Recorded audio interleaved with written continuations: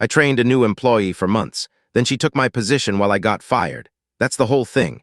That's the pit you feel in your stomach when you wake up and it feels like your chest is hollow and you don't know if you want to scream or sleep or throw up. I want to say it out loud here to strangers who don't know me and can't pretend the way my boss did that. It's not personal. It was personal. It was planned. And the worst part is I saw it coming, and everyone told me to be nice. I was the person who kept it all together at our office. Not fancy, not top of the line, just steady. I handled vendor orders, I tracked deadlines, I wrote the checklists, I made the dashboards. I was the one people ran to when the system went weird and the numbers didn't add up. I kept the calendars, I updated the little color-coded board people joked about in the break room, and I fixed things no one knew were broken yet. I was proud of it. It felt like a small private pride, not flashy, real. At home, I was the one who did the keeping together too. My dad had a stroke 2 winters ago. He can walk now slowly with his cane, but he can't drive. Mom is shaky with her hands and forgetful with her pills. It's me who sets alarms on my phone and refills the box and schedules the rides. It's me who sits in waiting rooms and texts my boss laptop open trying to look sane while medical machines beep and the fluorescent lights hum like they never sleep. My partner Evan said he understood, but you know how some people say, I understand, and what they mean is, please don't make me deal with it. That was him. He would pat my shoulder and say, you're so strong, and then ask what I was cooking for dinner. So when my boss Mark called me into his office and said, we're getting you some help, I didn't cry. I felt such intense relief I had to stare at the carpet for a second so I wouldn't show it. He said, you've been carrying too much? I see that. We're bringing in a junior coordinator. You'll train her. She'll take some of the day-to-day off your plate. It sounded good. It sounded like a life jacket tossed into deep water. I said, thank you. I meant it. Her name was Allison. She walked in with careful makeup and a file folder clutched to her chest. She smiled and said, I'm so excited to learn. She said my name soft like it was a secret and we were already friends. She sat with me at my desk and wrote down everything I said. She made a little face sometimes like she was concentrating so hard she might burst, and it was cute at first. She asked questions, so many questions. What does EDA mean here? Where do we get quotes? Who approves changes? What do we do if a vendor ghosted us? How do we talk to that one client who calls every hour and acts like we kicked his dog? I am patient. I made a folder for her on the drive. I put in the templates I built and the checklists I tweaked for months and the little notes I wrote myself like double-check shipping address before you send this, and watch out this code looks right but isn't. I sat with her and showed her the color coding. I watched her eyes flick over my tabs and saw her click through quietly bookmarking everything. She said, you are so good at this, and I could feel my shoulders soften. It is nice to be seen. It is nice to be useful. We started eating lunch together. She told me about her dog, and I told her about my dad's physical therapy and the way he gets mad when I fuss over him. She said, family is everything, and I nodded because I wanted to believe we meant the same thing. She laughed at my jokes. She wore heels that made a little tick-tick-tick sound down the hall. People notice when you tick past them. It's a tiny drum. It announces you. Then she started popping into Mark's office for little chats. At first, it was normal. She was new. She needed guidance. But the chats got longer. I would look up and see the door open and hear her laugh. I would hear Mark say, exactly, that's the energy we need, and I would sit at my desk and pretend I couldn't hear anything, not even my own heartbeat. She began to say things like, I think we could use a new template for the weekly report, and I would blink because she was using the template I made. She told Mark it might help if we split the client list by revenue, and he turned to me later that day and said, great idea Allison had, and told me to do it. She forwarded my email to a client and wrote, as I mentioned earlier, above it. When the client replied with thanks, she hit reply all. I watched my own words glow under her name. I told myself it's fine. She's new. She is trying to show she can play. Maybe she doesn't understand how that looks. I tell myself this again and again and swallow something sharp. I kept doing the work. I sat with her when she got flustered by the inventory system. I covered for her when she forgot a call, smiling while my stomach twisted. I wrote reminders on sticky notes and put them on her monitor. She said, you saved me, like it was a joke. She hugged me one day in the break room and whispered, I don't know what I would do without you, and it felt warm. It felt like she meant it. Then she started to make little digs, small things. You know how you always use blue for late orders? I think red is more urgent. Do you always confer with vendors by email? I prefer to call, it's more personal. I noticed the open rates on the client update. Maybe the subject lines aren't engaging enough. She would say it sweetly like a child asking if she could help fix a crooked picture frame. Then she'd go to Mark and say, I made some tweaks. He would call me in and ask why I hadn't thought of those tweaks. I would say quietly that we had discussed them, and he would look at me like I was being jealous. Let's not gatekeep, okay? We need to be agile. I tried to document.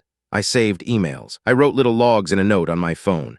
Sent quote to Clean Co. Allison told me she'd follow up. Client confirmed. Allison said I forgot. Check chain. It felt sneaky, but I felt the ground moving under me. It was like walking across a floor that was being taken apart plank by plank 5 steps later. About this time, my dad fell in the kitchen. The tile is slick and the rug slides. He laughed at first, called himself an old fool, but when he tried to stand, he winced, and I saw the sweat pop on his forehead. We spent almost a day in the hospital. I answered work emails from a folding chair and ate dry crackers from a vending machine. I told Mark, and he said, "Family first," but then he forwarded me an email and wrote, "Can you get to this now?" I did, because that is what I do. I keep things together. My partner Evan told me not to rock the boat. "Smile, be a team player," he said. "This Allison girl probably just likes you and wants to impress. Don't get weird about it." When I said I felt like I was being pushed out, he said, "No one is trying to push you out. Don't make it a thing." He said, "Be nice, like it was easy, like it was safe." They put me on a performance plan. I had never even had a warning. Mark called it a growth plan and handed me a paper that listed areas to improve. The first bullet said communication. The second said collaboration. The third said timeliness. I laughed out loud, and then I wanted to cry. "Where is this coming from?" I asked. He sighed. He said, "You've been a little heavy, resistant to feedback, and there were those missed handoffs last month." Those missed handoffs were the things I had logged. The vendor who did not get an updated spec because Allison told me to drop it for now, then forgot. The call that never got scheduled because Allison moved it on the calendar and did not tell me. The report that got sent with the old KPI because she said the new one was not ready. Then she showed Mark and said, "I told her to update it. She must be overwhelmed." I sent HR Sheila the email logs. I wrote, "I feel like my work is being undermined and misrepresented." Sheila wrote back, "Thanks for bringing this to my attention," and asked me to meet with her and Mark together. At the meeting, she smiled a lot. She said, "We're all on the same team. We're having some personality clashes. Let's focus on solutions." She asked me to trust the process. I looked at Mark and he looked at the window. I kept training Allison. That's the most bitter part. I kept sitting with her and showing her the way the back-end code linked to the client-facing page. I showed her the tricks for getting quotes faster. I gave her the vendor list I built from scratch. I told her the names of the receptionists who would actually transfer you and the ones who would pretend they can't find the manager. I told her how to read our client's mood from the way he typed his emails. If he used your first name plus a comma, he was mad. If he just wrote the line and left off greetings, he was in a rush but not angry. If he used exclamation points, he wanted something big and free. She took notes. She said, "Wow." She said, "I would be lost without you." She brought in muffins one morning with a sticky note on mine that said, "Thank you." They started letting her run meetings. Just the stand-ups. Mark said, "You have so much on your plate. Let her practice." She practiced a lot. After a week, she was leading the client calls. After 2 weeks, she was sending the agenda before I even opened my inbox. I would sit in the Zoom and watch her run through the deck I made. She would say, "As I've been working on the forecasts," and I would mute myself and pretend I was chewing so I would not blurt something rude. One time, she asked me to send her my slide so the deck matches my voice. I sent it. I labeled it Forecast Final V3, even though the funny thing is my real final files end in final like every other person alive. I watched her present. Mark said, "Beautiful work, Allison." I wanted to stand up and clap for myself. I wanted to quit on the spot. A client wrote me directly once and said, "Loved the deck, great pacing." I smiled like a child. I forwarded it to Mark and said, "Glad our approach is working." He replied, "Yes, Allison is really making strides." I did not reply. I stared at my screen until the letters blurred. The thing we were working toward was a big product launch. It was the sort of thing you'd hang on a wall after it was over. The rollout plan so tight you could bounce a coin on it. I built that plan over so many late nights. I had it all lined up. Vendor lead times, internal QA contingency steps. I built a red, yellow, green board week by week and updated it every morning. Allison sat beside me and asked questions and I answered them. I tried to let her take pieces, but when she dropped them, I grabbed them because if they fell, it would be my fault. That's the funny part. When you are the person who always catches the falling plates, people hand you more plates. We got to the week of the launch. My dad had a blood pressure scare the day before. I sat with him and held his hand and lied and said I was fine. I drove home late and then opened my laptop and worked until I fell asleep with my chin on the keyboard and woke with a key imprinted on my forearm. I went in early and reviewed the checklist. I did the calls. I confirmed the times. I sent the reminders. I updated the board. I told Allison we're good to go. Allison and Mark and a few others went to the client site with the shiny brochures. I got told to hold down the fort. The way he said it made my cheeks heat. I watched the Slack channel as they posted photos and clapped emojis. I kept checking the shipping portal for the final pallet. It didn't show. My heart dug in. I called the vendor. The rep picked up and said, "Oh, we never got the updated art file. We emailed Allison last week and never heard back." I could hear the roaring in my own ears. I said very calmly, "Please use the art file from the test print 2 weeks ago." The rep said, "Can you email that?" I did. I called our courier. I threw every favor on the table. I said, I'll buy you pizza if you can do it today, and I meant it. They pulled strings and they delivered. It reached just in time for the last hour of the event, and Mark took a selfie in front of the display and wrote, "Made it by a hair. Teamwork." He tagged Allison. He did not tag me. I sat at my desk and laughed. It sounded harsh and lonely in the quiet office. The next morning, Mark called me in. He shut the door. He said, "I want to talk about your energy." He said, "Yesterday was a big day and you were not positive. Allison said you were short with her on Slack." I said, "We almost missed the delivery because Allison never sent the art." He said, "Mistakes happen, but the way you talk to people matters too. This attitude, this heaviness, it's not working." I asked, "Are you trying to get rid of me?" He got this pitying look like I was a child who had dropped her ice cream. He said, "No one is trying to get rid of you. But things change. We have to change with them." They changed me right out the door a week later. He called it a restructuring. He said my position was redundant. He said they were reimagining the role. He said, "We're going in a new direction," which is the most nothing phrase in the world and also a knife if you listen close. I sat there and felt my hands go pins and needles. I thought about my dad's pills. I thought about the rent. I thought about the file full of templates and the folder full of emails and the sticky notes on Allison's monitor. I asked for a reason and he said, "There's not one thing. It's a combination: fit, culture, agility." He said those words like they meant something. He said, "This is not personal."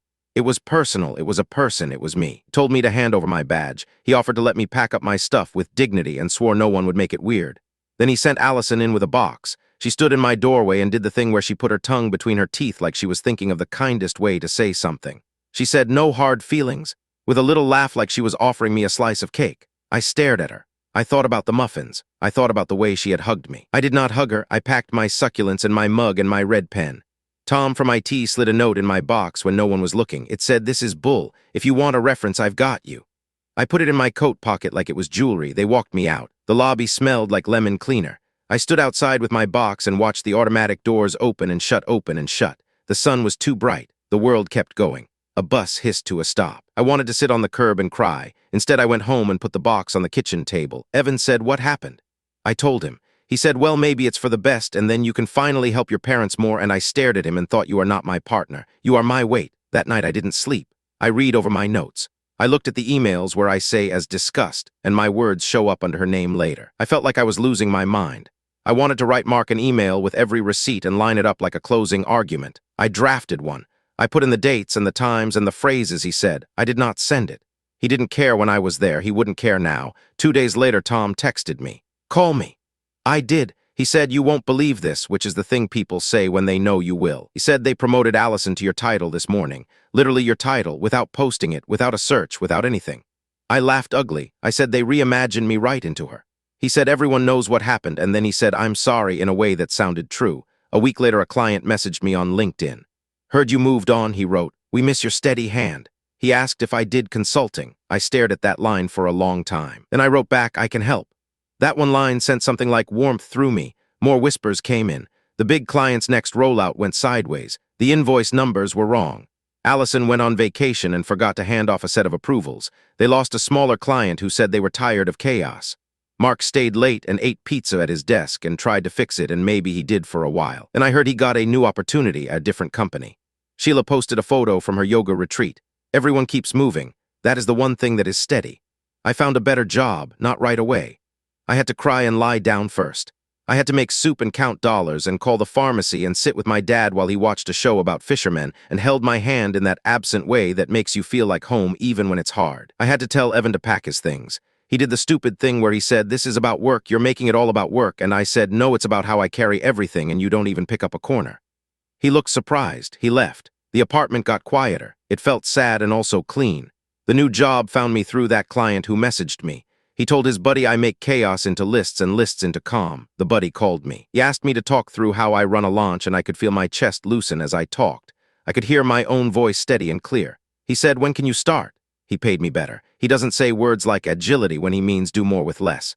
He says, "What do you need?" And we go from there. I write new templates. I lock them so my name stays on them, and I save them in a shared drive that logs edits. I learned. I see Allison pop up on LinkedIn sometimes. She posts photos with captions like, "So grateful to lead such a strong team." The comment under it says, "Go girl," and "You're killing it." I don't write anything. I scroll on. When I think of her, I don't picture the muffins or the hug. I picture the way she would tilt her head a fraction and say, "Do you think maybe we could try it this way?"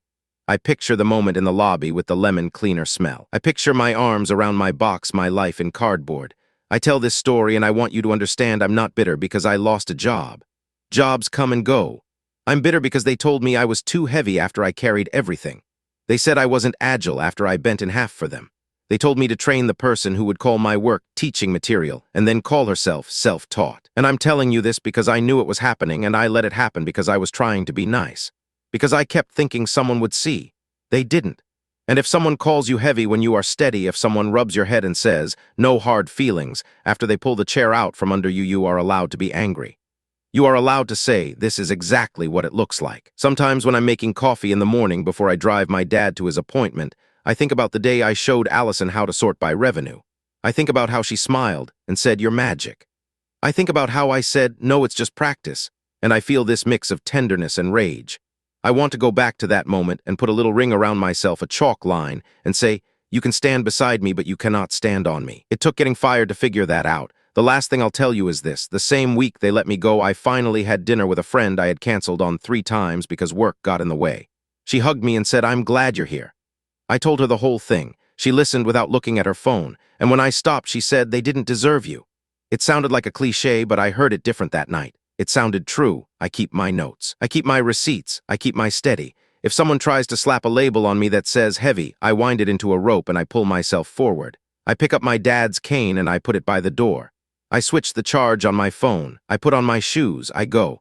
I am not the person who will train another you to take my place. Not again. If you're reading this and you feel your own desk shift under you, if you know in your gut that someone is smiling at you while moving your meeting on the calendar, trust yourself. You aren't crazy. You aren't not agile. You are seeing what is happening. You are right. The day after I started my new job, my old client sent me a photo of a clean install. The shelves are straight. The labels are centered. The stock is lined up like it was measured. It looks like breathing. The message said, "Looks like you," and I stood in my tiny kitchen sunlight on the floor and I cried for a second. Then I wiped my face and left for my dad's appointment because even the right life needs you to show up and carry some part of it, and I do. But now finally I don't let anyone take my name off the plan. Now finally I put it there on purpose. And if someone wants to say "no hard feelings," now I know what to say back. I say there are feelings, and I'm keeping them.